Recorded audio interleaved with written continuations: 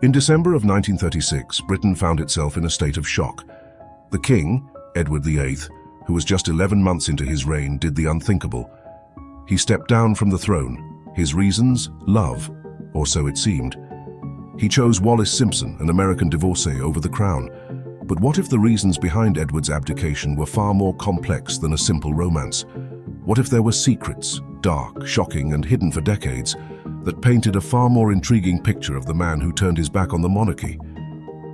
To understand the full scope of this decision, we must first step into the world Edward VIII was born into. As a young man, Edward was adored by the public, handsome, charming, and charismatic. But beneath this facade, there were cracks, and these cracks would ultimately lead to one of the most controversial moments in British royal history.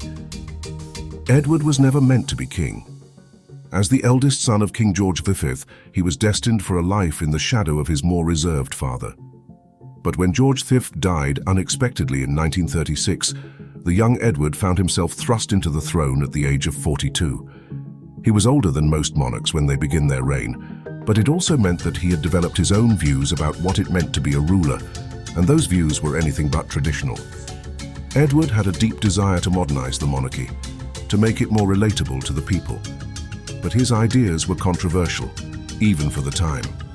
He wanted to strip away the rigid traditions of the British royal family and bring in new, more progressive ways of relating to his subjects. But this was not the root cause of his abdication.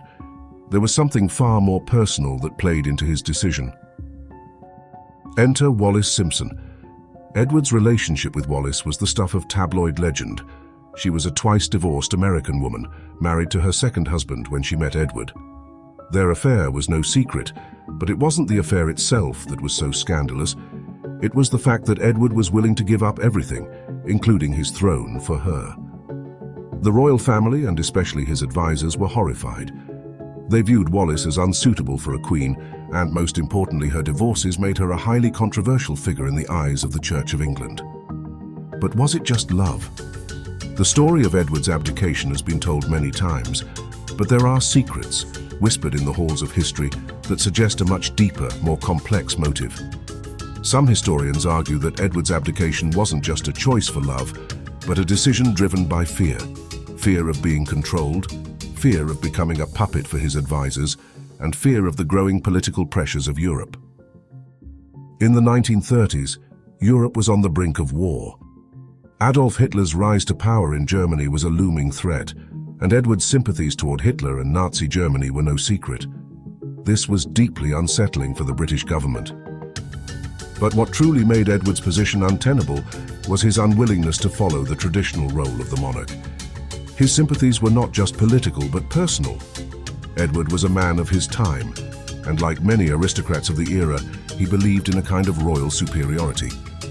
The result was a growing divide between Edward and his family, and this growing tension was the powder keg that ultimately led to his decision to step down. In the days following his abdication, Edward's actions remained shrouded in secrecy. The official reason given was his love for Wallis Simpson, but the more you dig into the history, the more complex the narrative becomes. He was a man who had no interest in the suffocating responsibilities of the crown, who felt trapped by the expectations of his family and country. The fallout from Edward's abdication was immediate and far-reaching. Edward, now the Duke of Windsor, was exiled to France, a man without a crown, living out his days in a self-imposed exile. He and Wallis would marry, but their relationship remained fraught with complications. Edward VIII's abdication was a moment that changed the course of British history. It was a moment of intense personal drama that echoed through the centuries. But what remains even more fascinating is how it was not simply a choice between love and duty.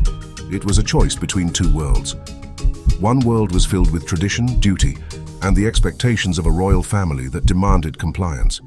The other was a world of freedom, rebellion, and love. Edward's abdication was not just an act of romantic defiance, but a rejection of the monarchy itself, a monarchy that demanded more of him than he was willing to give.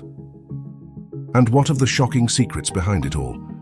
For years, the royal family worked to paint Edward as a man who simply couldn't reconcile his love with his duty.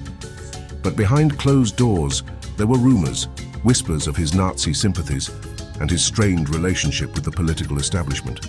These elements, though often overlooked in official accounts, paint a more complex portrait of a man caught between conflicting loyalties. The legacy of Edward VIII is not just one of love and abdication. It's one of a king who could not reconcile the weight of his crown with the pull of his personal desires. And in the end, perhaps it was the secrets surrounding his abdication, those hidden moments, and the quiet fears that drove him to make the decision, that make his story so compelling. Edward VIII was a king who gave up everything for love, but in doing so, he also gave up his place in history. The secrets of his abdication will forever remain a fascinating enigma, one that continues to stir curiosity and speculation about the man who once stood on the precipice of a throne, only to turn away from it all. Thank you for exploring this pivotal chapter in history with us.